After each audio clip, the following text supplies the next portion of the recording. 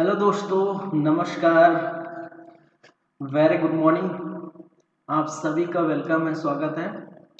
लगातार जारी हमारा छत्तीसगढ़ राज्य कृषि विपणन मंडी बोर्ड भर्ती परीक्षा की क्लासेस, और आप देख रहे हैं छत्तीसगढ़ कृषि उपज मंडी अधिनियम 1972। आज इससे संबंधित 5वां क्लास है और इस क्लास में नए अध्याय, नए धारा की बात करेंगे। चलिए, ठीक है, क्लास को स्टार्ट करेंगे जल्दी से। आप पिछले क्लास में देख चुके हैं कुछ धाराएं, जैसे कि यहाँ पर यदि हम बात करें तो पिछले 4 क्लास हुए हैं। उन 4 क्लास में सबसे पहले धारा 1 और 2 देख चुके हैं, जो इसके अंतर्गत आता है अध्याय 1 प्रारंभिक की तरह। ठीक है, प्रारंभिक के अंतर्गत आता है। फिर अध्याय 2 भी देख चुके हैं, मंडी की स्थापना की जाती है किस प्रकार से राज्य सरकार मंडी की स्थापना करती है, तो वो हम सारी चीजें बात कर चुके हैं इस क्लास में।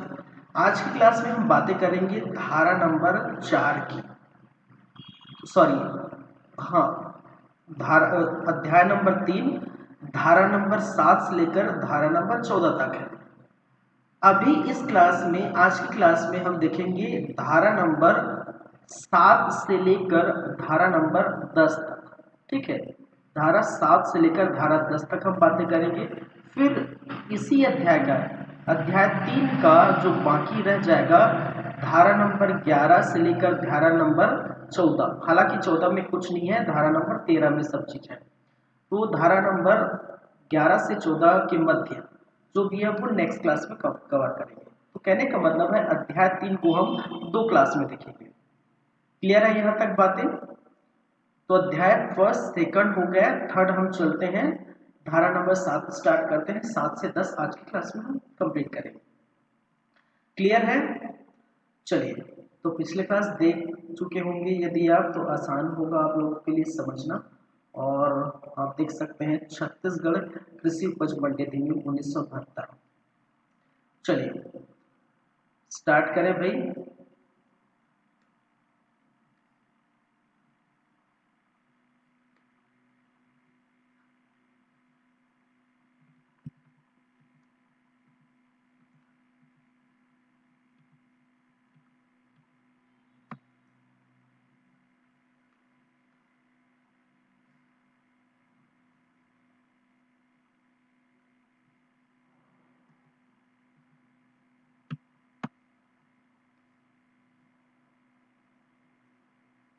चलिए, आपको स्क्रीन पर दिखाई दे रहा होगा अध्याय 3।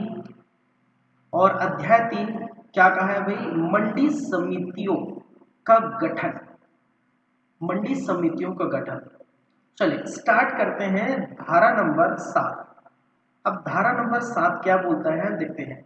मंडी समिति की स्थापना तथा उसके निगमन की बातें कही गई है। ठीक है, एक एक करके बात कर लेते हैं। क्या कहा गया है, स्टेटमेंट पढ़िए जरा।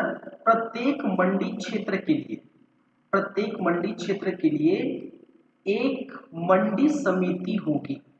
क्या होगी भाई? एक मंडी समिति होगी जिसका अधिकारिता संपूर्ण मंडी क्षेत्र पर होगा।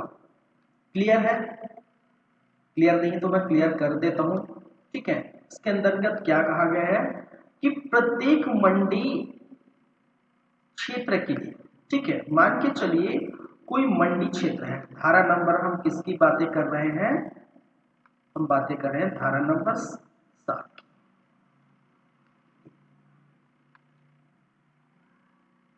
धारा नंबर 7, प्रत्येक मंडी क्षेत्र के लिए। ठीक है, मान के चलिए कोई स्थान है, और मैंने कहा था कि राज्य सरकार किसी भी स्थान को मंडी घोषित कर सकती है। ठीक है, अधिसूचना जारी कर सकती है मंडी स्थापना के लिए। ठीक है, तो मंडी स्थापना हो जाएगा तो मंडी क्षेत्र बन जाएगा। किसको, पिछले क्लास में हम ये भी पढ़े थे कि किसको हम मंडी क्षेत्र कहेंगे, किसको मंडी कहेंगे। ठीक है, विशेष मंडी को हम क्या कहते थे। ठीक है, ये बहुत सारी चीजें हम बात कर चुके हैं। तो कोई मान के चलिए ये मंडी क्षेत्र होगा। ठीक है, कोई मंडी क्षेत्र होगा ये क्या है, पूरा मंडी क्षेत्र है, मंडी क्षेत्र है। और प्रत्येक मंडी क्षेत्र, ऐसे ऐसे कई मंडी क्षेत्र होंगे, कोई ग्राम पंचायत स्तर पर, जनपद पंचायत स्तर पर, नगर पंचायत स्तर पर, अन्य स्थानों पर राज्य सरकार जिस स्थान पर चाहेगी वो मंडी स्टार्ट कर सकती है, मंडी की स्थापना कर सकती है, हमने कहा था। तो वह जो मंडी स्थान होगा तो उसके आसपास के क्षेत्र को हम क्या कहेंगे, मंडी क्षेत्र कहेंगे। तो प्रत्येक मंडी क्षेत्र के लिए क्या बनाई जाएगी, क्या रहेगी, मंडी समिति रहेगी। ठीक है, क्या बनाई जाएगी, मंडी समिति बनाई जाएगी। और वो मंडी समिति सभी मंडी क्षेत्र के, उस पास के जितने भी मंडी क्षेत्र होंगे, ठीक है, आसपास के जितने भी मंडी क्षेत्र होंगे उसके अधिकार में आएगा। ये कहा गया है धारा नंबर 7। एक बार और रिपीट करके पढ़ लीजिए। ठीक है, क्या कहा गया है, कहा गया है कि प्रत्येक मंडी क्षेत्र के लिए क्या होगा, एक एक मंडी समिति होगी, प्रत्येक के लिए एक एक, जिसका अधिकारिता संपूर्ण मंडी क्षेत्र पर होगा, पूरे मंडी क्षेत्र पर होगी। ठीक है, ये कहा गया है एक स्टेटमेंट। फर्स्ट आपको समझ आया धारा नंबर 7 का पहला स्टेटमेंट। चलिए, क्लियर हो गया होगा, मैं आशा करता हूं कि आपको क्लियर हो रहा होगा। चलिए अब देखते हैं सेकंड। ठीक है, धारा 7 का सेकंड, पहले पूरा पढ़िए फिर हम बात करेंगे। चलिए, प्रत्येक मंडी समिति उस नाम से जो कि ऐसी मंडी के लिए धारा 4 के अधीन अधिसूचना में विनिर्दिष्ट किया गया हो उस नाम से जाना जाएगा। ठीक है, चलिए 7 का 2 क्या बोलता है, ये धारा 7 का 1 देख चुके हैं, और धारा 7 का 2 क्या बोलता है। ठीक है, धारा 7 का 2 क्या बोलता है भाई, कि जो मंडी होगी वो उसी नाम से जाना जाएगा जिस मंडी का नाम होगा। जाहिर सी बात है, हमने धारा ये किसके अनुसार है, ये अनुसार है धारा नंबर 4 के अनुसार। और धारा नंबर 4 में मैंने क्या कहा था भाई, धारा नंबर 4 क्या बोलता है कि राज्य सरकार किसी भी स्थान को मंडी क्षेत्र घोषित कर सकती है, और यदि किसी व्यक्ति को, उस स्थान के किसी निवासी को, नागरिक को अगर किसी भी प्रकार की आपत्ति होती है तो वो आपत्ति जता सकती है राज्य सरकार के पास लिखित सूचना के द्वारा 1 महीने के भीतर। जिस दिन से अधिसूचना जारी कर दिया गया है कि हम फलाने जगह, ठीक है, कोई स्थान है, वो रायपुर का, बिलासपुर का, बलौदाबाजार का, छत्तीसगढ़ के किसी भी स्थान पर यदि राज्य सरकार ये सूचना जारी करता है कि इस स्थान पर फलाने जगह पर हम मंडी स्थापना करेंगे, और अधिसूचना जारी करने के 1 महीने बाद कोई व्यक्ति अगर आपत्ति जताता है कि यहाँ पर ये नहीं होगा, नहीं बनना चाहिए, कोई कारण, कोई मेजर कारण बताता है, ठीक है, तब वो क्या करता है, आपत्ति कर सकता है। लेकिन राज्य सरकार का मन है तो जाहिर सी बात है वो क्या करेगा, वो कोई भी आपत्ति होगा वो ठुकरा सकता है कि भाई अब ये जो कारण है वो लाजमी नहीं है, ये होना चाहिए, तो राज्य सरकार बना सकता है। और राज्य सरकार बनाएगा तो उस मंडी के एक नाम दिया जाएगा। ठीक है, किसी उपज मंडी, ये फलाना, ठीक है, ये मंडी, ठीक है, ऐसे करके वो उस स्थान के नाम से या किसी भी नाम से वो नाम दिया जाएगा। ठीक है, जाहिर सी बात है, तो उसी को कहा गया है, उसी को कहा गया है कि प्रत्येक मंडी समिति, ठीक है, एक मंडी समिति होगा, ठीक है, जैसे कि मैंने कहा उसके मंडी समिति होगी। अभी जिसमें मैंने कहा प्रत्येक मंडी समिति उस नाम से जो कि ऐसी मंडी के लिए धारा 4 की अधिसूचना में निर्दिष्ट किया गया है उस नाम से जाना जाएगा। जाहिर सी बात है। अब देखिए, यह एक निगमित निकाय होगी, ठीक है, जो एक्ट के अनुसार, निगमित निकाय का कहने का मतलब जो अधिनियम के अनुसार बनाए गए नियम, ठीक है, अधिनियम के अनुसार बनाए गए जो निकाय होते हैं, ठीक, उसको हम कहते हैं निगमित निकाय कहते हैं। जैसे ये किस अधिनियम के अंतर्गत चल रहा है, हम पढ़ रहे हैं कृषि उपज मंडी अधिनियम 1972, तो उसके अंतर्गत चल रहा है, तो जाहिर सी बात है। चलिए, और क्या क्या बातें हैं, उसका शाश्वत उत्तराधिकार होगा, उसकी एक सामान्य मुद्रा होगी, और अपने निगमित नाम वाद चला सकेगी, ठीक, उचित विरुद्ध वाद चला सके। पूरा पढ़ लेते हैं फिर हम बात करें। ऐसे निर्बंध जो अधिनियम किया उसके अधीन किए गए अधीन व संविदा के लिए तथा किसी संपत्ति अर्जन करने, धारण या पट्टे पर देने, बेचने, निर्धारण करने के लिए, प्रयोजन के लिए आवश्यक की बातें सक्षम होंगे। चलिए, क्लियर है, हम बात कर लेते हैं। कोई वहां पर मंडी समिति है, ठीक है, अब वो क्या क्या कर सकती है इसके बारे में हम बात करेंगे, ठीक है। तो देखिए ये तो पहली बातें मैंने क्या कहा, पहला पॉइंट इसके अंतर्गत एक तो निगमित निकाय होगा, निगमित निकाय, ठीक है, कहने का मतलब वो किसी एक्ट के अनुसार बनी हो। दूसरा क्या कहा गया है इसके अंतर्गत, कहा गया है कि ये शाश्वत उत्तराधिकार होगा। अब शाश्वत उत्तराधिकार, शाश्वत उत्तराधिकार, उत्तराधिकार और शाश्वत उत्तराधिकार कहने का मतलब होता है होगा, मान के चलिए, मान के चलिए कोई आपके फादर ने, कोई आपके पिताश्री ने, कोई आपके फादर ने क्या खोला, एक शॉप खोला है, एक दुकान खोला है, ठीक है, एक शॉप खोला है, एक दुकान खोला है, आपके फादर दुकान चला रहे हैं। उसके बाद ठीक है, वो राशन की दुकान है, मान के चलिए आपके फादर जी चला रहे हैं। उसके बाद ठीक है आप चलाएंगे, आपके बाद हो सकते हैं आपके जो है बेटे या बेटी चलाएंगे, उसके बाद उनके बाद जो भी वंश आएंगे वो चलाएंगे, इनहेरिट करेंगे, ठीक, इनहेरिट, इनहेरिट समझते हैं, ठीक है, इनहेरिट करेंगे। तो ऐसे ऐसे स्थिति को हम बोलते हैं शाश्वत उत्तराधिकार, ठीक है। जैसे राजा का बेटा फिर राजा, फिर राजा, देखते हैं ना इतिहास में पढ़े होंगे, राजा की मृत्यु हो जाती है राजा की, तो फिर उसके बेटे बनते हैं, उसकी मृत्यु हो जाती है तो उसका भाई बनता है, उसका फिर उसका बेटा बनता है, इस प्रकार से जो चलता रहता है, तो शाश्वत उत्तराधिकार होगा। लेकिन वो राजा का सिंहासन तो खत्म नहीं होगा ना, या फिर बोल सकते हैं ये दुकान तो खत्म नहीं होगा ना, ठीक है, हालांकि उसको बेच देंगे तो अलग बात है, लेकिन ये खत्म नहीं होगा, ठीक है। वैसे ही ये कहा है कि वो जो है, ये समिति जो है वो क्या होगा, वो चलता ही रहेगा, इसका उत्तराधिकार आते रहेंगे, ठीक है, पोस्ट आएगा तो पोस्ट खाली रहेगी, उत्तराधिकार आते रहेंगे, लेकिन ये चलता रहेगा, बस वही कहा गया है और कुछ ज्यादा नहीं है, ठीक है। शाश्वत उत्तराधिकार होगा तथा उसकी एक सामान्य मुद्रा होगी, ठीक है, क्या होगा, एक तीसरा पॉइंट क्या कहा गया है, सामान्य मुद्रा।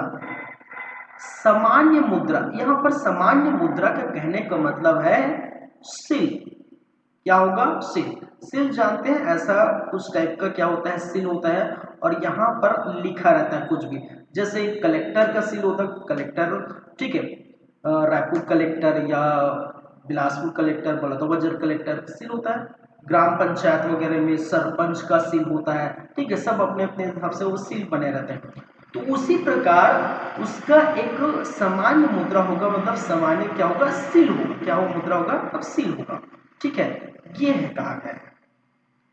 क्लियर है, एक एक पॉइंट को मैं क्लियर कर रहा हूं, यहाँ पर जो भी कहा गया है, जो भी लिखा है वो, ठीक है। चलिए, वो अपनी निगमित वाद चला सकेगी, ठीक है, उसके विरुद्ध चलाया के बाद इधर कोई इंपॉर्टेंट उतना नहीं है, ठीक है। यहाँ पर आइए, यहाँ पर क्या लिखा हुआ है कि भाई वो संपत्ति को, उस संपत्ति को धारण करने, पट्टे पर देने, बेचने, अन्यथा आंतरिक करने के लिए इस नदियों के सक्षम होगी, ठीक है। वो जिस, ठीक है, क्या कहा गया चौथा पॉइंट, वो उसको पट्टे पर दे सकती है, ठीक है, पट्टे पर दे सकती है, बेच सकती है, उसको धारण कर सकती है, उसको निगमित कर सकती है, ठीक है, धारण कर सकती है, पट्टे पर दे सकती है, बेच सकती है, वो कुछ भी कर सकती है, ठीक है, पट्टे पर दे सकते हैं, बेच सकते हैं, आंतरिक कर सकते हैं, ऐसे प्रयोजन के लिए आवश्यक समस्त अन्य बातें के लिए सक्षम होंगे। परंतु परंतु कोई भी स्थावर संपत्ति संचालक की लिखित पूर्व अनुज्ञा के बिना विक्रय के द्वारा, पट्टे के द्वारा या अन्यथा अर्जित या आंतरिक नहीं की जाएगी। मतलब आपको पूछना पड़ेगा वहां पर संचालक, वहां पर एक प्रबंध संचालक होगा, मैनेजिंग डायरेक्टर, ठीक है, मैनेजिंग डायरेक्टर होगा, उससे आपको परमिशन लेना पड़ेगा, तब आप ऐसा कर सकते हैं। क्लियर है बातें, चलिए, तो दूसरा समझ आया आपका, सातवां धारा 7 का सेकंड लाइन क्या बोल रहे हैं वो आपको समझ आया, चलिए ठीक है, तो पहला लाइन हो गया और सेकंड लाइन हो गया। अब बात करते हैं धारा 7 का थर्ड लाइन। ठीक है, धारा 7 का तीसरा पॉइंट क्या हो रहा है, तीसरा लाइन क्या हो रहा है, इसकी हम चर्चा कर लेते हैं। चलिए, क्या बोला भाई, तत्सम प्रवृत्त किसी भी अधिनियमित में अंतर्विष्ट किसी भी बात के होते हुए भी प्रत्येक मंडी समिति समस्त प्रयोजनों के लिए स्थानीय प्राधिकारी समझी जाएगी। ठीक है, स्थानीय प्राधिकारी समझी जाएगी। देखिए, मैं स्थानीय प्राधिकारी के बारे में बताया था कि कोई यदि मंडी है, ठीक है, कोई यदि क्या है, स्थानीय प्राधिकारी, ठीक है, कोई यदि मंडी है और मंडी का ये मंडी क्षेत्र कहलाता है, ये मैंने कहा था मंडी क्षेत्र कहलाता है, तो यहाँ पर कोई क्या होगा, स्थानीय प्राधिकारी होगा, स्थानीय प्राधिकारी। ठीक है, जैसे ग्राम पंचायत हो गया, जनपद पंचायत, यहाँ पर जो प्राधिकारी होंगे वहाँ के, ठीक है, लोकल स्थानीय, तो वो क्या कहलाएंगे, स्थानीय प्राधिकारी। तो उसी प्रकार मंडी में क्या है, स्थानीय प्राधिकारी होंगे। ठीक है, ये कहा गया है। चलिए, सिंपल सी बातें हैं, स्थानीय प्राधिकारी समझा जाएगा। नेक्स्ट, ठीक है, यहां तक आपको समझ आया। 7 जो है, धारा नंबर 7 आपको प्रॉपर समझ आया। चलिए आगे बढ़ते हैं, अच्छी बात है। नेक्स्ट, धारा नंबर 8। अब धारा नंबर 8 की हम बात कर लेते हैं। धारा नंबर 8 क्या क्या बोल रहा है भाई, इसकी भी हम चर्चा कर लेते हैं। चलिए, धारा नंबर 8 क्या बोल रहा है, पूरा पढ़ लेते हैं पहले। धारा नंबर 8 का प्रथम, ठीक है, स्थानीय प्राधिकारी की संपत्ति का मंडी समिति में निहित होना। ठीक है, स्थानीय प्राधिकारी का कोई संपत्ति यदि आसपास आ रहा है तो उसको मंडी समिति में कैसे ट्रांसफर किया जाए, निहित किया जाए। ठीक है, यहाँ पर लिखा है coming to the required for the transfer. ठीक है, कुछ कुछ वर्ड जो हिंदी में आपको समझ में नहीं आ रहा है, जैसे यहाँ पर लिखा है निहित या कुछ और लिखा होगा, तो आपको हिंदी में समझ नहीं है, तो थोड़ा इंग्लिश का भी जो यहाँ पर लिखा होगा, बाइलिंगुअल लिखा है हिंदी और इंग्लिश में, तो वो थोड़ा उसको भी देख लीजिएगा। ठीक है, ट्रांसफर। ठीक है, द मार्केट कमेटी में required a local authority to transfer to any land or building to transfer any land building. ठीक है, ये सब पढ़ सकते हैं यदि आपको लगता है, अगर हिंदी में दिक्कत है तो इंग्लिश में भी समझ सकते हैं। ठीक है, चलिए अब पूरा पढ़ते हैं पहले 8वें को। स्थानीय प्राधिकारी की संपत्ति का मंडी समिति में ट्रांसफर करना। ठीक है, तो देखिए पूरा पहले पढ़ लेते हैं। मंडी समिति किसी स्थानीय प्राधिकारी से यह अपेक्षा कर सकेगी कि वह अपने कोई ऐसी भूमि या भवन जो मंडी प्रांगण के भीतर स्थित हो और जो मंडी की स्थापना के व्यवहित पूर्व स्थानीय प्राधिकारी द्वारा मंडी के प्रयोजन के लिए उपयोग में लाया जाता है, आंतरिक कर दे या स्थानीय प्राधिकारी उत्प्रेक्षा द्वारा, ठीक है, प्राप्त होने के 1 माह के भीतर, कितने माह के भीतर, 1 माह के भीतर यथास्थिति भूमि या भवन ऐसे निर्बंधन पर जिसका कि वो बीच करार की जाए मंडी समिति को आंतरिक कर दे। चलिए इसको समझते हैं। 8वां नंबर का फर्स्ट स्टेटमेंट क्या हो रहा है, मान के चलिए कोई मंडी है भाई साहब, कोई मंडी है और उस मंडी के आसपास कोई ऐसा भवन आ रहा है या कोई ऐसा जमीन आ रहा है, कोई ऐसा भूमि आ रहा है। ठीक है, तो और मान के चलिए ये मंडी के लिए, ठीक है, मंडी क्षेत्र के अंतर्गत क्या हो रहा है, कोई भवन कोई भूमि आ रहा है और ये मंडी के लिए उपयोगी है। ठीक है, ये क्या है, मंडी के लिए क्या है, आवश्यक है, आवश्यक है कि इसको मंडी के अंतर्गत रखा जाना चाहिए था। ठीक है, और वो किसके अंतर्गत आ रहा है, ये भवन, ये इस प्राधिकारी, स्थानीय प्राधिकारी का ये क्या है, भवन, उसके अंतर्गत ये आ रहा है।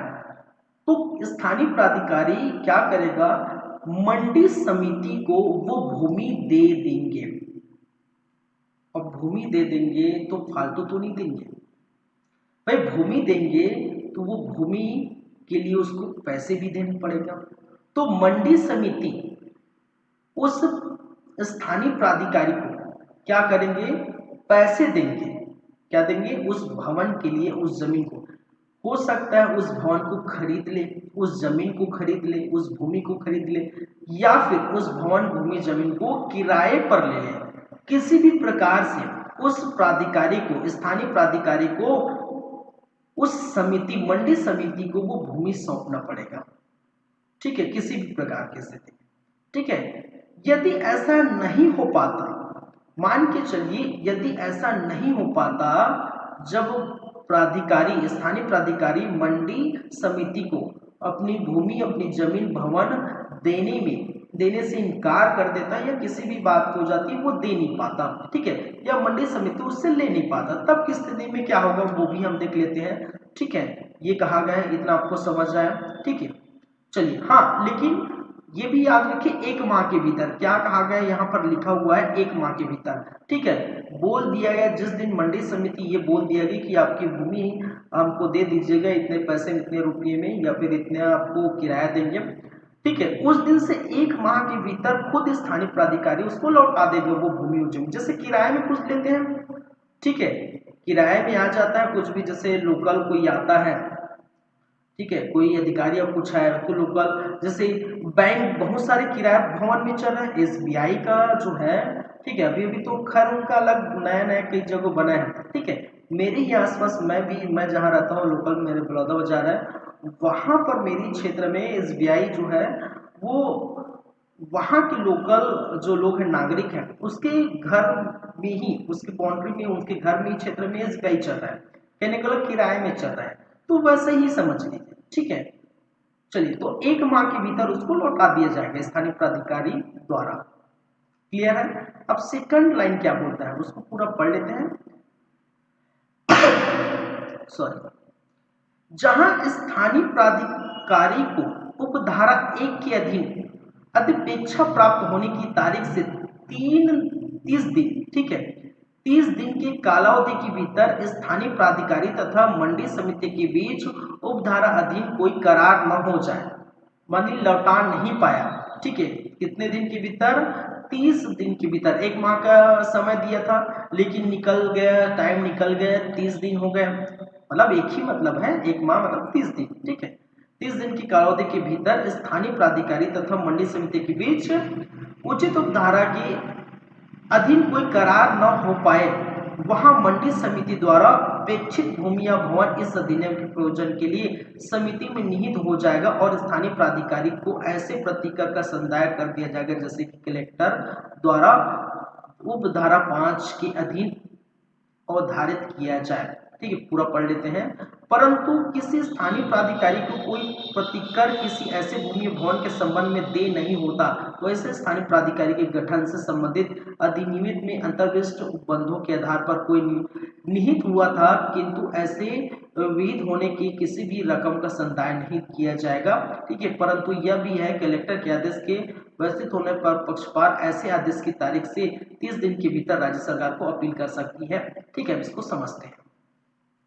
सेकंड क्या बोलता है, फर्स्ट हो गया, फर्स्ट आपको समझ आ गया, सेकंड क्या बोलता है, सेकंड ये बोलता है कि यदि स्थानीय प्राधिकारी, ठीक है, स्थानीय प्राधिकारी नहीं दिया, मान के चलिए, जैसे कि मैंने कहा नहीं दिए भूमि को, मैं नहीं दूंगा, ठीक है, तो वो क्या करेगा, मंडी समिति कब्जा कर लेगा। मंडी समिति क्या करेगा, कब्जा कर लेगा, और कब्जा करके उसको पैसा दे देगा। ठीक है, उसको पैसा प्रदान करेगा। लेकिन ये भी बात है, परंतु यदि स्थानीय प्राधिकारी को उसके पूर्व प्राधिकारी द्वारा उसको वहां पर मिला है ऐसे भूमि, ऐसे जमीन, और उसको कब्जा कर लेता है या लौटाता है, तो उसके लिए उसको पैसा देने की जरूरत नहीं है। देखिए इस लाइन को समझिए, यहाँ पर ऐसा कहा गया है, ठीक है, यहाँ पर ऐसा कहा गया है, परंतु किसी स्थानीय प्राधिकारी को कोई प्रतिकर किसी ऐसी भूमि या भवन के संदर्भ में दे नहीं होगा, तो ऐसे स्थानीय प्राधिकारी के गठन से संबंधित अधिनियम में अंतर्विष्ट उपबंधों के आधार पर उन्हें निहित हुआ था, किंतु ऐसे निहित होने के लिए किसी भी रकम का संदाय नहीं होगा, मतलब पैसे नहीं दिया जाएगा। ठीक है, ये आप याद रखेंगे। ठीक है, परंतु यह और भी है, कलेक्टर के आदेश से व्यतीत व्यक्ति कोई भी पक्षकार ऐसे आदेश की तारीख से 30 दिन के भीतर राज्य सरकार को यह अपील कर सकती है। कहने का मतलब है यहाँ पर क्या होगा, समिति होगा। पहली बात तो मंडी समिति होगी, मंडी समिति। और मंडी समिति अगर कुछ नहीं कर पाया, उसकी भूमि को नहीं ले पाया, तो यहाँ बीच में एंट्री होती है कलेक्टर की। ठीक है, उस जिले का कलेक्टर यहाँ पर क्या होगा, अपना पावर दिखाएंगे। कलेक्टर क्या करेंगे, ठीक है, उससे वो क्या करेंगे, उस प्राधिकारी से जमीन को लेके मंडी समिति को सौंप देंगे। या फिर ऐसा नहीं होता है, ठीक है, ऐसा नहीं होता है तो बाद में आएगा क्या है, राज्य शासन। ठीक है, तो इसमें एंट्री किसकी होगी, राज्य शासन। राज्य शासन या राज्य सरकार, ठीक है, आएगी बाद में आएगी, अभी हम बात कर रहे हैं। ठीक है, तो कलेक्टर होगी, तो कलेक्टर इसको वो इसके द्वारा जो भूमि होगी, इसके द्वारा जो भवन होगा, वो कलेक्टर क्या करेगा, इससे लेकर मंडी समिति को सौंप देगा। ठीक है, देखते हैं, चलिए आगे।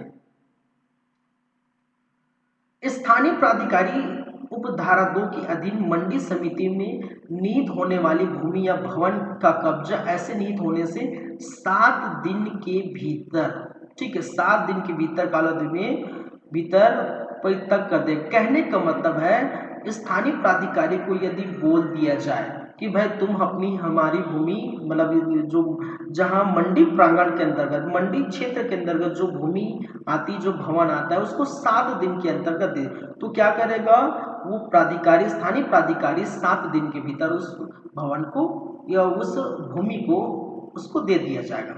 ठीक है, क्लियर है यहाँ तक बातें।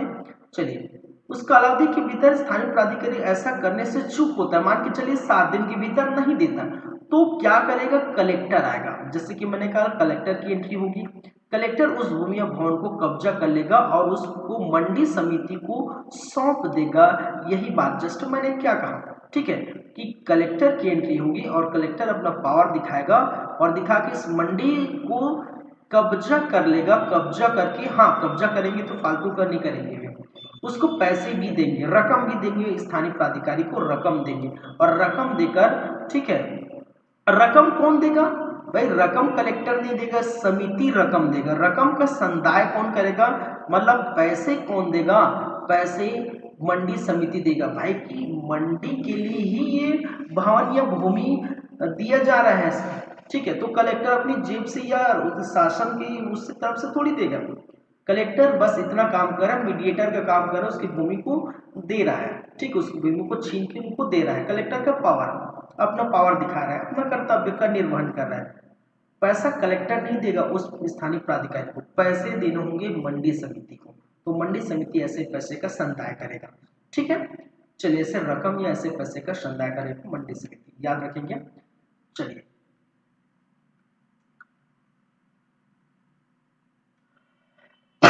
चौथा नंबर का क्या बोलता है, चौथा, राज्य शासन का आदेश तथा उस आदेश के अत्यधीन रहते हुए उपधारा 2 के अधीन कलेक्टर का आदेश अंतिम होगा और दोनों पक्षकार पर आपत्ति होगा। ठीक है, चौथा बोलता है वही बात है, सिंपल सी बात है कि कलेक्टर जो है अपना पावर दिखाएंगे। उसके बाद ये राज्य सरकार का जो भी जो माना जाएगा, जो भी आदेश होगा वो अंतिम होगा। क्योंकि देखिए, मंडी की स्थापना, मंडी के सभी चीजों का स्थापना, मंडी की स्थापना कौन करेगा, राज्य सरकार करेगा। तो जो भी अंतिम फैसला होगा, इससे संबंधित जो भी फैसला होगा वो राज्य सरकार का अंतिम होगा। ठीक है, यहाँ कलेक्टर की एंट्री है, इसलिए है कि भाई इतने छोटे काम के लिए राज्य सरकार को थोड़ी करेंगे। हाँ, बाद में अपील करने के बाद वहां जाएगा तो राज्य सरकार भी ये कर सकती है, करेगी राज्य सरकार। तो पहले मंडी समिति ये काम करेगी, उनसे नहीं हो पाया तो कलेक्टर करेगा, फिर उसके बाद राज्य सरकार करेगा। ठीक है, अंतिम फैसला राज्य सरकार का होगा। चलिए, अब यहाँ कुछ और बातें हैं जो हम कर सकते हैं। कलेक्टर भूमि या भवन के प्रतिकर की रकम निम्नलिखित बातों को ध्यान में रखते हुए करेगा। ठीक है, क्या कहा गया है कि कलेक्टर यदि उस भूमि को छीन रहे हैं, मांग रहे हैं, छीनेगा या मांगेगा जो भी है, ठीक है, नहीं दी रहा है तो छीनेगा। ठीक है, अगर उस भूमि को मांग रहा है और स्थानीय प्राधिकारी प्रॉपर को दे दिया है, ठीक है कलेक्टर साहब हम आपको ये भूमि दे देंगे, ठीक है, आपके मंडी क्षेत्र के अंतर्गत आता है, आपको भूमि या जमीन दे देंगे, ठीक है, या फिर छीन लेता है, तो ऐसी स्थिति में कहा गया है, क्या कहा गया है, वार्षिक भाटक जिस पर उस भवन को प्रति वर्ष भाड़े पर दिए जाने की प्रत्याशा कीजिए। प्रति वर्ष उसको भाड़ा दिया जाएगा उस भूमि के लिए, उस जमीन के लिए। ठीक है, भवन की दशा को देखकर, भवन की दशा, ठीक है, अरे भवन भाई साहब जर्जर थोड़ी है, ठीक है, भवन जो है खंडहर थोड़ी बन गया है, टाइल्स नहीं लगा है, पुट्टी नहीं हुआ है, पेंट नहीं हुआ है, ठीक है, और जितना मांगेगा उतना थोड़ी दे देंगे। भवन की स्थिति को देखकर, मार्केट की स्थिति को देखकर, मार्केट में क्या भाव चल रहा है उस स्थिति को देखकर, उस जमीन का रेट क्या चल रहा है, उस भवन का रेट क्या चल रहा है, उसकी पूरी जानकारी हासिल करके कलेक्टर साहब उसके आधार पर ही उसको रकम का संदाय कराएंगे, जो मंडी समिति रकम का संदाय करेगी, मतलब रकम देगी, पैसे देगी। ठीक, भवन की दशा, ऐसी भूमि की अर्जन के लिए स्थानीय प्राधिकारी द्वारा दी गई प्रतिकर की रकम और उस भूमि का वर्तमान बाजार मूल्य, वही मार्केट वैल्यू, ठीक है, मार्केट मूल्य क्या होगा, मार्केट वैल्यू क्या होगी, ठीक है, उस पर, जैसे कि मान के चलिए आप कहीं रूम किराया ले ले, आप सीजीपीएससी की तैयारी कर रहे हैं, ठीक है, आप क्या कर रहे हैं, मान के चलिए आप क्या कर रहे हैं, सीजीपीएससी की तैयारी कर रहे हैं, सीजीपीएससी, और सीजीपीएससी की तैयारी करने के लिए आपने क्या कहा, कमरा देखा है, ठीक है, और वो कमरा आपके शहर के आसपास है, मान के चलिए कोई ऐसा इंस्टीट्यूट है, कोई ऐसा ट्यूटोरियल है जो बीच शहर में है, ठीक है, एक और सिटी में है, और शहर में है और सिटी में है, नजदीक है, ठीक है एकदम, और ऐसे भवन, ऐसे कमरे मान के 1 BHK है और इसका वैल्यू है, इसका वैल्यू मान के चलिए 5,000, अभी की स्थिति में ऐसे मैं एग्जांपल ले रहा हूँ, 5,000 इसका वैल्यू 1 BHK है, ठीक है, 5,000 रोड का किराया है, ठीक है, और आप बोलेंगे भैया मुझे 2,000 में दे दो, नहीं होगा, भले वो 7,000 8,000 बढ़ा के दे देंगे, ठीक है, अगर आपको जरूरत हो तो लेंगे, नहीं तो नहीं लेंगे, जाहिर सी बात है, ऐसा होता है, ठीक है, हुआ होगा आपके साथ, अगर सीजीपीएससी या तैयारी या किसी भी प्रकार की अगर कहीं जॉब लगा होगा, कहीं गए होंगे, ठीक है, तो अगर शहर वाले स्थान पर अब जाते हैं तो कमरा लेते हैं, ठीक है, तो क्या होता है, ऐसे होता है, अगर मान के चलो थोड़ा ग्रामीण क्षेत्र है भाई, ग्रामीण क्षेत्र है तो इसी को वो 2,000 या 2,500 में दे देगा, ठीक है, 2,000 या 2,500 में दे देगा, जहाँ पर आसपास कुछ भी ज्यादा सुविधा नहीं होगी, ठीक है, मार्केट दूर होगा, ग्रामीण क्षेत्र होगा, तो 2,500 में देगा, तो वाजिब है, तो एरिया देखकर, मार्केट वैल्यू देखकर उसका मूल्य लगाया जाता है, तो कमरे का मूल्य किस आधार पर नापा जाए, आंका जाएगा, उस शहर के कितने नजदीक है, वहाँ क्या है, उसकी मार्केट वैल्यू क्या है वहाँ आसपास, तो इस आधार पर दिया जाता है, ठीक है, तो ग्रामीण क्षेत्र में अगर जाएंगे, ग्रामीण क्षेत्र में, ग्रामीण इलाके में तो इतना मिल जाएगा, ठीक है, कभी कभी तो 1,500 तक भी मिल जाता है, ग्रामीण क्षेत्र में 1,500 में भी मिल जाता है कमरा, ठीक है, तो वो मार्केट वैल्यू को देखकर है। क्लियर है यहाँ तक बातें, जस्ट 1 मिनट वेट करिए, जस्ट 1 मिनट।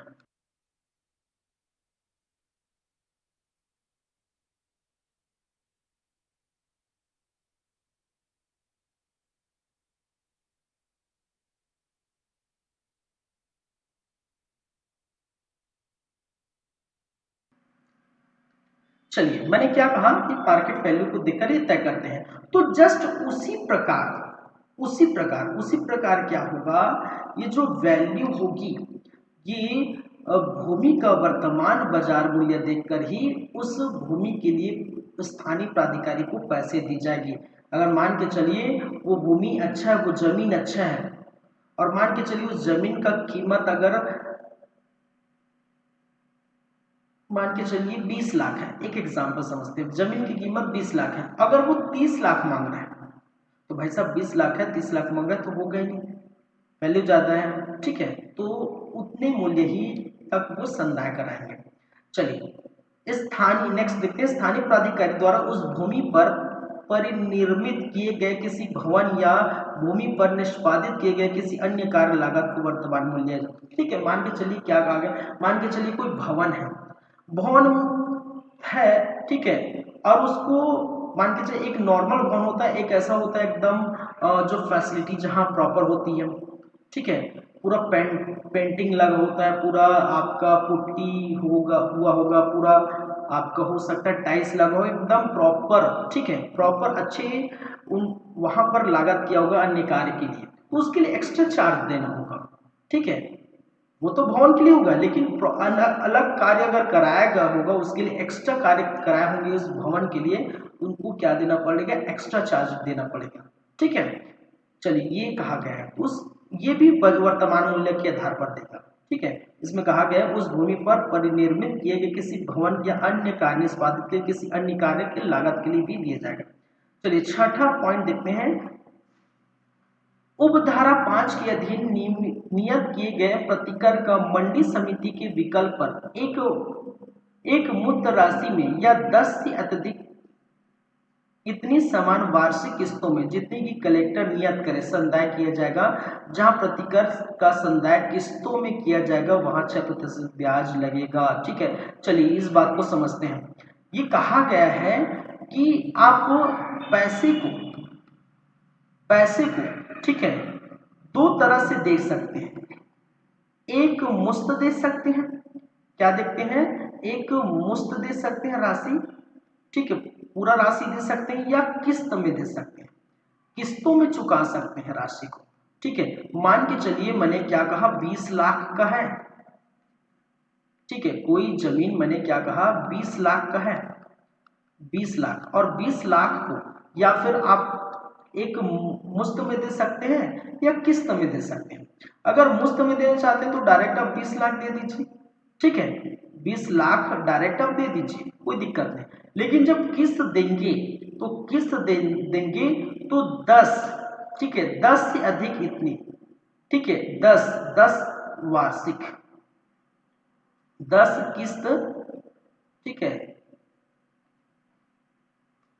समान वार्षिक, ठीक है, वर्ष में, ठीक है, इस प्रकार से संदाय होगा। और जब किस्त में देंगे तो ब्याज भी पड़ेगा भाई, क्या पड़ेगा, ब्याज भी आपको देना पड़ेगा, कितनी 6% ब्याज, यहाँ पर लिखा है 6% ब्याज, ठीक है, 6% ब्याज लगे, क्योंकि वैल्यू बढ़ जाता है। मान के चलिए किस्त में चुका रहे हैं और किस्त 8 से 10 साल लग रहा है, किस्त 10 साल लग रहा है, मान के चलिए किसी भी आप लोन लेते हैं तो ब्याज पटाना पड़ता है, 10% 11% लोन का आजकल तो चल ही रहा है, ठीक है, इंटरेस्ट तो अब चुकाना पड़ता है। तो वो किस लिए, क्योंकि उसकी वैल्यू 10 साल बाद उस पैसे की वैल्यू अधिक बढ़ जाती कि नहीं भाई। आप संभाल के पैसे आप 10,000 रखे रहिए, अभी 10,000 रखे रहिए, और वही 10 साल बाद उसकी वैल्यू 50,000 के बराबर हो जाएगी नहीं, एक एग्जाम्पल से, ठीक है। तो वैसे ही बोल रहा हूँ, किस्तों में यदि देंगे तो उसको क्या देना पड़ेगा, 6% प्रति वर्ष ब्याज भी चुकाना पड़ेगा उस वैल्यू का। ठीक है, चलिए एक मुश्त देंगे तो दे दीजिए, ठीक है, और किस्तों में देना चाहते हैं तो उस पर 6% ब्याज लगेगा। किसके लिए, उस भूमि के लिए, ठीक है, जो स्थानीय प्राधिकारी ने मंडी समिति को सौंपी है या सौंपेंगे। ठीक है, क्लियर है यहाँ तक बातें। कलेक्टर, हाँ, ये कौन नियत करेगा भाई, ये कौन तय करेगा कि कितना ब्याज, कितना पैसा, कितना किस्त कौन करेगा, वो कलेक्टर करेगा, और कलेक्टर भी करेगा, पूरा नियम कानून पढ़ के बैठा होगा, वो करेगा, जाहिर सी बात है। तो 6% वार्षिक ब्याज की दर से किस्तों में चुकाना पड़ेगा। क्लियर है यहाँ तक बातें। तो ये हो गए आपके 7, धारा नंबर 7, और हो गए धारा नंबर 8। अब चलते हैं धारा नंबर 9 देखते हैं, धारा नंबर 9 क्या हो रहा है। धारा नंबर 9, अब धारा नंबर 9 का क्या बोलना है भाई, धारा नंबर 9 पढ़िए जरा। बोर्ड या मंडी समिति के लिए भूमि का अर्जन, ठीक है। Acquisition of land for board of market committee, कहने का मतलब है बोर्ड भाई लिखा ही है, बोर्ड या मंडी समिति के लिए भूमि का अर्जन। अर्जन मतलब क्या करना है, ठीक है, लेना है। अर्जन मतलब अर्जित करना है। बोर्ड या भूमि समिति के लिए, किसके लिए, भूमि समिति या सॉरी बोर्ड या मंडी समिति के लिए भूमि का अर्जन करना है। देखिए धारा नंबर 8 में हम क्या देख रहे थे, हमने देखे कि अगर कोई मंडी प्रांगण या मंडी समिति के अंदर कोई स्थानीय प्राधिकारी का लैंड आता है, भूमि आता है, जमीन आता है, भवन आता है, तो उस स्थानीय प्राधिकारी को मंडी समिति को लौटाना होगा। ठीक है, लौटाना होगा, किराए पर देना होगा या खरीद सकते हैं। ये था स्थानीय प्राधिकारी का। मान के चलिए यहाँ पर कहा गया है कोई किसी व्यक्ति का, कोई आम नागरिक का किसी व्यक्ति का भूमि उस के आसपास आता है, मंडी समिति के एरिया के, भाई जरूरी नहीं स्थानीय प्राधिकारी का होगा, हो सकता है कोई नागरिक का होगा, कोई सामान्य नागरिक का होगा। तब की स्थिति में क्या करना पड़ेगा, बोर्ड या मंडी समिति के लिए, ठीक है, भूमि का अर्जन, भूमि नागरिक जो है वो नागरिक जो अपनी भूमि मंडी समिति या बोर्ड को सौंप दिया जाएगा, वो भी पैसे लेकर, जैसे कि वहां पर हुआ है। लेकिन पूरा हम पढ़ लेते हैं कैसे कैसे यहाँ पर क्या क्या लिखा है। चलिए फर्स्ट पॉइंट क्या लिखा है, जब मंडी क्षेत्र के भीतर की कोई भूमि इस अधिनियम के प्रयोजन के लिए अपेक्षित हो और बोर्ड या मंडी समिति उसे करार द्वारा अर्जित करने में असमर्थ हो, तब राज्य सरकार यथास्थिति बोर्ड या मंडी समिति के लिए निवेदन कर ऐसी भूमि को लैंड एक्विजिशन एक्ट, ठीक है, कि लिखा हुआ है क्या है, लैंड एक्विजिशन एक्ट 1894, ठीक है, इसके तहत अधीन अर्जित की कार्यवाही कर सकेगी। उस अधिनियम के अधीन अधिनिर्मित किए गए प्रतिकर तथा किन्हीं अन्य प्रभारों का जो कि उस अर्जन के संबंध में राज्य सरकार द्वारा उपगत किए गए मंडी समिति या संदाय किए जाने पर यथा भूमि बोर्ड या मंडी को निहित की जाएगी। चलिए सारी बातें हम करेंगे। चलिए फर्स्ट क्या कहा गया है, पहला क्या कहा गया है, इसके अंतर्गत पहला पॉइंट क्या कहा जाता है, जब अगर जो मंडी जो समिति है, मंडी समिति है, ऐसे भूमि को अर्जित करने में असफल हो जाती है, नहीं ले पाती, अर्जित करने में क्या हो जाती है भाई, असफल हो जाती है। तब की स्थिति में एंट्री होगी किसकी, राज्य सरकार की। राज्य सरकार क्या करेगा, राज्य सरकार क्या करेगा, ठीक है, एक्ट के अनुसार, किस एक्ट के अनुसार, लैंड एक्विजिशन एक्ट 1894, इसके आधार पर उस लैंड को, उस भूमि को कब्जा कर लेंगे।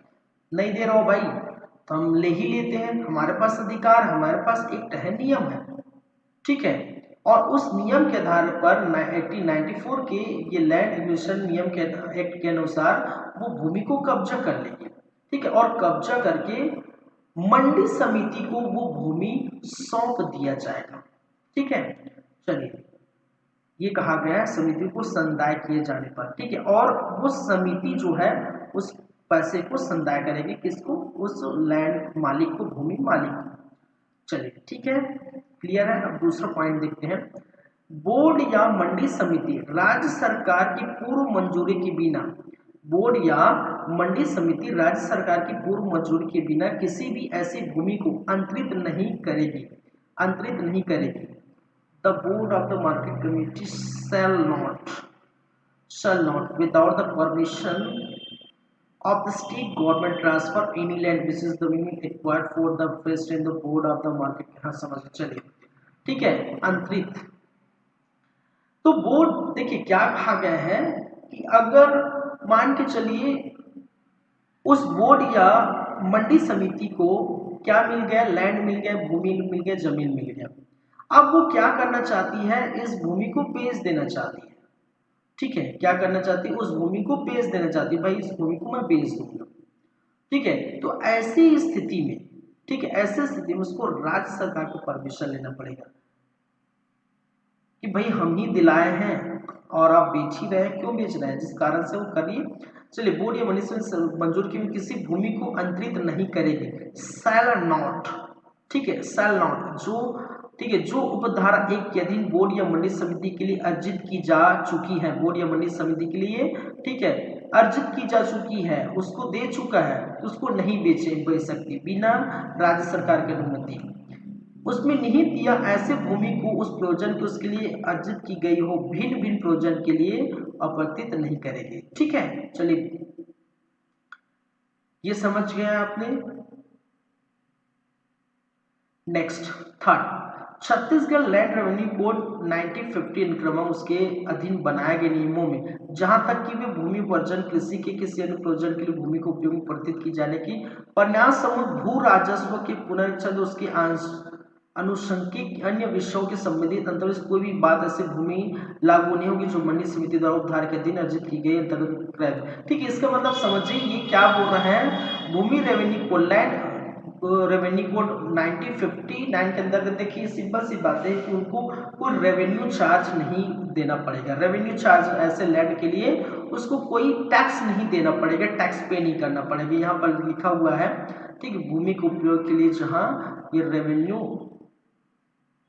भू राजस्व पुनः उसके अनुसार अन्य उससे संबंधित है। चलिए बस यही बातें हैं थर्ड नंबर में। चलिए ज्यादा कुछ खास नहीं है।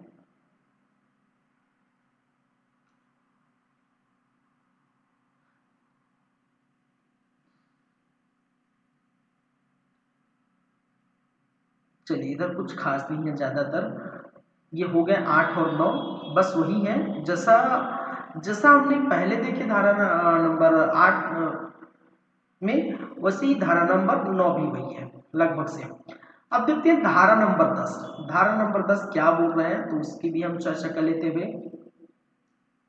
धारा नंबर 10, प्रथम मंडी समिति का गठन होने तक, प्रथम मंडी समिति का गठन होने तक भार साधक अधिकारी या जिसे कहते हैं ऑफिसर इंचार्ज, भार साधक अधिकारी की नियुक्ति, ठीक है, प्रथम मंडी समिति।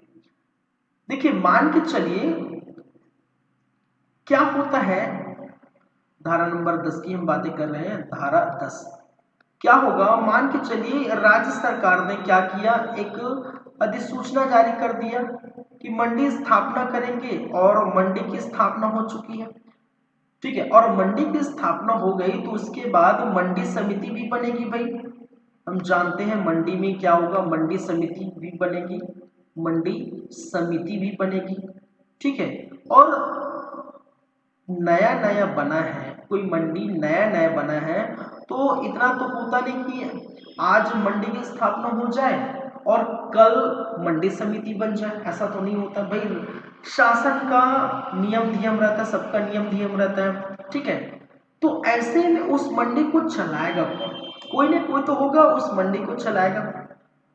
ठीक है, जैसे कोई किसी का देहांत हो जाता है, मान के चलिए राष्ट्रपति में भी होता है या किसी भी कोई भी स्थिति में आकस्मिक किसी का निधन होता है, कुछ हो जाता है, पद खाली हो जाता है तो तुरंत क्या हो जाता है, इंचार्ज, कोई चार्ज ले लेता है कि इसका चार्ज ये देखेगा अभी फिलहाल जब तक किसी की नियुक्ति नहीं हो जाती। बस वैसी है। सॉरी, प्रथम मंडी समिति का पहली बार मंडी समिति का गठन होने तक, मंडी बन गए गठन नहीं हुआ तब तक वहां पर कार्यभार कौन संभालेगा, उस अधिकारी का नाम होगा भार साधक अधिकारी या जिसे ऑफिसर इंचार्ज बोला जाता है। अब उसकी बात है, चलिए जब इस अधिनियम के अधीन कोई भी मंडी प्रथम बार स्थापित की जाएगी, जाहिर सी बात है पहली बार स्थापित की जाएगी तो मंडी समिति में बनने में समय लगेगा, तो वहां तक उस समय तक भार साधक अधिकारी इसका क्या करेगा, ठीक है, चलिए कार्य करेगा। तो प्रबंध संचालक या जिसे हम कहते हैं मैनेजिंग डायरेक्टर, प्रबंध संचालक मैनेजिंग डायरेक्टर आदेश द्वारा 5 वर्ष के भीतर, 5 वर्ष से अधिक नहीं, ठीक है, 5 वर्ष के लिए, कितने वर्ष के लिए, मैक्सिमम 5 वर्ष के लिए, ठीक है, भार साधक अधिकारी के रूप में नियुक्ति करेगा।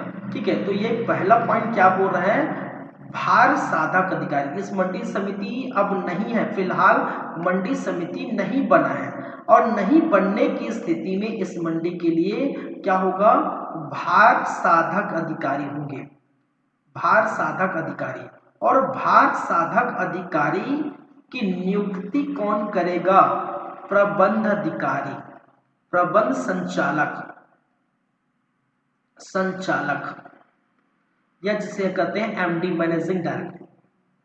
ठीक है, एमडी या मैनेजिंग डायरेक्टर करेगा क्या, भार साधक अधिकारी की नियुक्ति। और भार साधक अधिकारी की नियुक्ति 5 वर्ष के लिए की जाएगी। मैक्सिमम कितने वर्ष के लिए की जाएगी, 5 वर्ष के लिए की जाएगी, ये कहा गया है। चलिए फिर आगे हम देखते हैं, भार साधक अधिकारी प्रबंध संचालक के नियंत्रण के अधीन रहते हुए इस अधिनियम के अधीन मंडी समिति की समस्त शक्तियों का प्रयोग करेगा तथा समस्त कर्तव्यों को पालन करेगा। जाहिर सी बात है। ठीक है, जो भार साधक अधिकारी होगा उसकी नियुक्ति कौन करेगा, एमडी करेगा। ठीक है, प्रबंध संचालक करेगा। तो बातें तो आपको उनकी ही मानना पड़ेगा, मतलब प्रबंध संचालक के नीचे भार साधक अधिकारी होगा। ठीक है, और भार साधक अधिकारी, ठीक है, प्रबंध संचालक की सभी बातों को मानना पड़ेगा, अपने कर्तव्यों का निष्ठापूर्वक जो है वो अपने कर्तव्यों का निर्वहन करना है। ठीक है, उसके अंडर काम करेगा, उसके अंडर काम करेगा। किसके अंडर, भार साधक अधिकारी जो है प्रबंध संचालक के अंदर काम करेगा। ठीक है, याद रखेंगे, उसके कंट्रोल में रहेगा, एक तरह से नियंत्रण उस पर रहेगा। ठीक, कंट्रोल करेंगे, कौन कंट्रोल करेगा, प्रबंध संचालक करेगा, याद रखिए। परंतु भार साधक अधिकारी की मृत्यु हो जाती है, उसे त्याग पत्र देना पड़ गया, छुट्टी हो गई, छुट्टी में लंबे छुट्टी में चला गया, निलंबित कर दिया गया। ठीक है, यह ऐसे पद की आकस्मिक रिक्त हो जाती है। ठीक है, और ऐसी रीति प्रबंध संचालक द्वारा यथाशीघ्र उस पद पर किसी व्यक्ति की नियुक्ति करने भरी जाएगी। जब तक ऐसे नियुक्ति नहीं की जाती तब तक कलेक्टर द्वारा नाम निर्दिष्ट कोई व्यक्ति भार साधक अधिकारी के रूप में कार्य करेगा। चलिए यहाँ क्या कहा गया है, मान के चलिए कोई भार साधक अधिकारी, आप समझ गए होंगे, मैंने पढ़ा तो भार साधक अधिकारी कोई है, अगर मान के चलिए आकस्मिक निधन हो गया, भाई मृत्यु तो बोल के आगे नहीं कि आज मेरी मृत्यु हो जाएगी, कोई बोल के आगे नहीं, आकस्मिक मृत्यु हो गई, या फिर वो लंबे छुट्टी के चला गया है, अपना त्याग पत्र दे दिया, ठीक है, निलंबित कर दिया, तो ऐसी स्थिति में फिर दूसरा भार साधक अधिकारी आएगा, लेकिन दूसरे भार साधक अधिकारी के लिए टाइम रहेगा। भाई आज उनकी मृत्यु हो गई या आज उन्होंने त्याग पत्र दे दिया, तो तुरंत किसी व्यक्ति को तो हम नियुक्त नहीं कर देंगे भार साधक अधिकारी के रूप में। तो उसके लिए क्या कहा गया है, कलेक्टर अपना पावर दिखाया गया यहाँ पर, और कलेक्टर क्या करेगा, वो जिस व्यक्ति को चाहे, ठीक है, जो उनको लायक लगता है उस व्यक्ति को कलेक्टर क्या करेगा, एज अ भार साधक अधिकारी, एज अ जो है इंचार्ज ऑफिसर, ठीक है, वो क्या करेगा, उसके बदले काम करेगा। ठीक है, उसके बदले भार साधक के बदले उस व्यक्ति काम करेगा जो कलेक्टर नाम निर्दिष्ट करेगा। यहीं पर वही कहा है, कलेक्टर द्वारा नाम निर्दिष्ट व्यक्ति भार अधिकारी के रूप में कार्य करेगा जब तक नए भार साधक अधिकारी की नियुक्ति नहीं की जाएगी, तब तक वो काम करेगा। और यदि ऐसा होता है, भार साधक की नियुक्ति हो जाती है, तो फिर से उस अपने नाम निर्दिष्ट व्यक्ति को वापस बुला लेगा कलेक्टर, जाहिर सी बात है। चलिए नेक्स्ट, परंतु एक और भी, यदि मंडी समिति का गठन पूर्वोत्तर कालावधि के अवसान होने के पूर्व हो जाता है तो ऐसे भार साधक अधिकारी नवीन रूप से गठित मंडी के प्रथम साधारण सम्मेलन के लिए नियत की गई तारीख से अपने पद पर नहीं रहेगा। मान के चलिए ऐसा हो जाता है कि भाई साहब 5 साल के लिए तो किया गया है, ठीक है, लेकिन अगर ऐसे मंडी समिति की गठन हो गई है, एक्चुअल में उसी को चलाना था, लेकिन नया नया मंडी बना था तो भार साधक अधिकारी रख दिए, लेकिन अगर मंडी समिति का गठन हो गया तो प्रॉपर कौन चलाएगा, मंडी समिति चलाएगा, तो उसको ऐसे ही ऑटोमेटिक हटा दिया जाएगा। ठीक है, जैसे बोला जाता है ना कि आपको अगर फॉर्म भरते हैं तो अगर वो सेमी गवर्नमेंट का रहता है या जिसको बोलते हैं संविदा पोस्ट रहता है, तो अगर ऐसी स्थिति में हटा दिया जाएगा, ऐसा बोला जाता है ना, बस वैसी है संविदा टाइप पोस्ट है, जब अगर लगता है मर्जी, ठीक है, तब हटा देंगे, जब भाई समिति का गठन हो गया तो हटा देंगे। तो ऐसी तारीख से अपने पद पर नहीं रहेगा, ऐसे तारीख से अपने पद से वो हटा दिया जाएगा, समझा जाएगा। क्लियर है यहाँ पर बातें?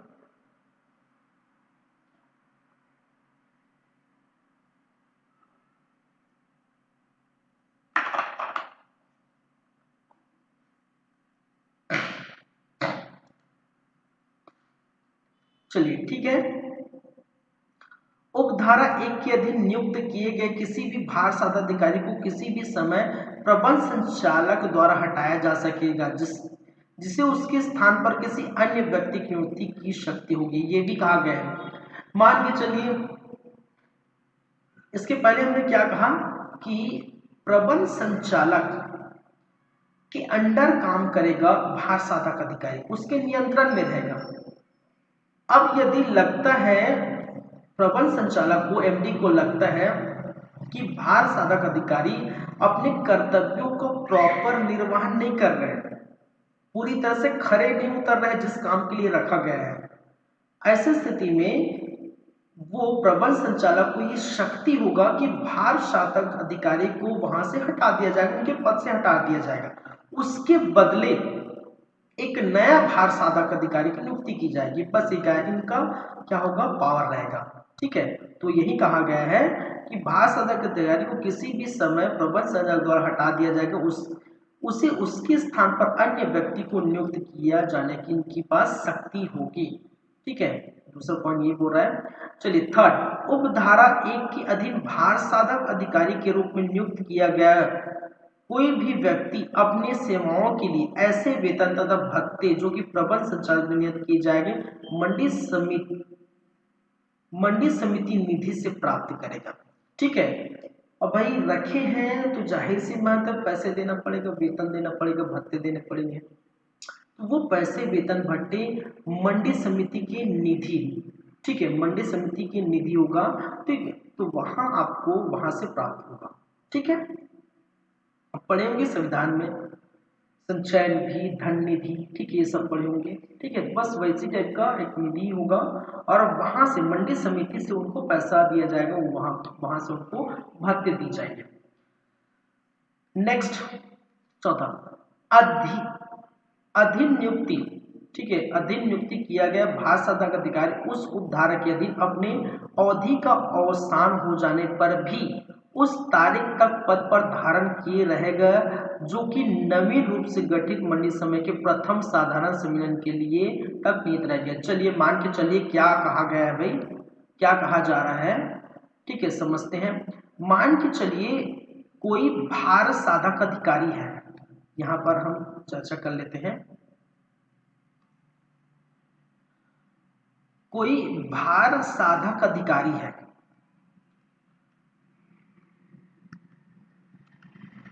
इंचार्ज ऑफिसर, कोई भार साधक अधिकारी, इसको हमने रखा है, मतलब मैंने नहीं रखा भाई, प्रबंध संचालक एमडी ने रखा है, कितने, 5 वर्ष के लिए। और इसकी नियुक्ति कब क्यों की जाती है भाई, पहली बार जो है कब तक की जाती है, प्रथम मंडी समिति तक, मंडी समिति तक, ठीक है, प्रथम मंडी समिति के बनने तक ये क्या हो रहेगी, ऐसे करके 5 वर्ष तक हम इसको रख लिए हैं और रखा है प्रबंध संचालक में। अब क्या होगा, मान के चलिए ये जो मंडी समिति जो है वो 3 वर्ष में ही बन गई, 5 वर्ष के लिए चुना गया भार साधक अधिकारी, 3 वर्ष में, 3 वर्ष जो है में बन गई। अब 3 वर्ष में बन गई और इसका क्या होगा, प्रथम बैठक होगा, प्रथम बैठक क्या होगा भाई मंडी समिति बने, कुछ भी बनता है तो बैठक तो जरूरी, जैसे कि सरकार बनेगी छत्तीसगढ़ समेत, छत्तीसगढ़ से 5 राज्यों का चुनाव हो चुका है, ठीक है, रिजल्ट आना बाकी है, 3 तारीख को रिजल्ट आएगा। ठीक है, आई थिंक आज 1 या 2 तारीख है, कल परसों आ जाएगा। ठीक है, 3 तारीख को रिजल्ट आएगा, 3 दिसंबर को। ठीक है, अब 3 दिसंबर को रिजल्ट आएगा, फिर जो भी जीतेगा, चाहे कांग्रेस की पार्टी आती है, चाहे भाजपा की पार्टी आती है, या कोई भी निर्दलीय कोई भी किसी की पार्टी आएगी। ठीक है, अब क्या करेगा, एक कैबिनेट बैठक होगा, प्रथम बैठक होगा। ठीक है, तो प्रथम बैठक होगा, सबका ही होता है, तो वहाँ जो भी है वो चर्चा होगी, जो भी है।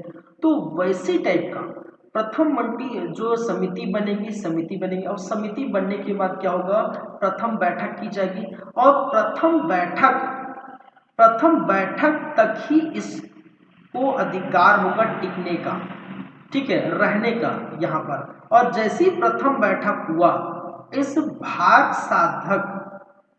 साधक अधिकारी, ठीक है, भार साधक अधिकारी अपने आप क्या हो जाएगी, खत्म हो जाएगी, इस पोस्ट को अपने आप खत्म हो जाएगी, क्योंकि जरूरत ही नहीं है भाई। वो तो मंडी समिति के स्थान पर ही रखा गया था, क्योंकि नया नया मंडी बना था, तो नए नए मंडी को चलाएगा कौन। ठीक है, तो भार साधक अधिकारी चलाएंगे, तो भार साधक अधिकारी चलाएंगे। अब मंडी समिति बन गई है, प्रथम बैठक हो गया है, उसकी जरूरत ही नहीं है। ठीक है, तो ये याद रखेंगे। तो यही कहा गया है, इसको एक बार और पढ़ सकते हैं। इसके दिन नियुक्त किया गया भार साधक अधिकारी उस उपधारा के अधीन अपनी अवधि का अवसान हो जाने पर भी उस तारीख तक पद पर रहेगा, जो कि नवीन रूप से गठित मंडी समिति के प्रथम साधारण सम्मेलन या बैठक के लिए, ठीक है, कि अधीन नियत की गई है। ठीक है, तो जिस दिन बैठक होगा उस दिन तो समाप्ति हो जाएगा, फिर भार साधक अधिकारी कौन हम नहीं जानते। ठीक है, चलिए, क्लियर है बातें, सभी क्लियर है तो अच्छी बात है। और आपको यदि मजा आ रहा है तो प्लीज इस YouTube चैनल को लाइक करें, सब्सक्राइब करें, पोस्ट करें, कमेंट करें, दोस्तों को शेयर करिए। और इसी प्रकार हमारा छत्तीसगढ़ कृषि उपज मंडी अधिनियम 1972 चलता रहेगा। और जैसे कि मैंने कहा था कि यहाँ पर कितने कितने धारा भाई, अध्याय 3 हम देख रहे थे, मंडी समितियों का गठन। और मंडी समितियों के गठन में धारा 7 से 14 है। और मैंने कहा था आज की क्लास में धारा नंबर 7 से धारा नंबर 10 तक देखेंगे, और जो कि आज हो चुका है पूरी तरह से। और धारा नंबर 11 से 14 तक, हालांकि 14 में कुछ नहीं है, 13 में जो भी है। ठीक है, धारा नंबर 11 से लेकर धारा नंबर 14 तक हम कल की क्लास में हम बातें करेंगे। ठीक है, ये धारा नंबर 11 से हम स्टार्ट करेंगे और आपका आएगा 11 ख 13, फिर 14 में, जैसे कि मैंने कहा 14 में कुछ भी नहीं है। ठीक है, तो उसके बाद अध्याय 4 आ जाएगा। तो कल की क्लास में वो आपका अध्याय 3 कंप्लीट हो जाएगा। परसों की क्लास में फिर मंडी समिति के कामकाज का संचालन और अन्य शक्ति कर्तव्य जो धारा नंबर 15 से 24 तक हम देखेंगे। तो इसी के साथ मैं आज की क्लास को अलविदा चाहता हूँ, और पढ़ते रहिए और देखते रहिए हमारे YouTube channel CG computers. Thank you guys, thank you class, मिलते हैं नेक्स्ट क्लास में। ठीक है, हाँ याद रखिए YouTube चैनल है हमारा CG कंप्यूटर्स, आप फ्री ऑफ कॉस्ट में आप ये क्लास आप देख पा रहे होंगे। आप बस शेयर करिए दोस्तों को, कमेंट करिए, किसी भी प्रकार की अगर आपको क्वेश्चन पूछना रहता है। ठीक है, चलिए, thank you guys, thank you class.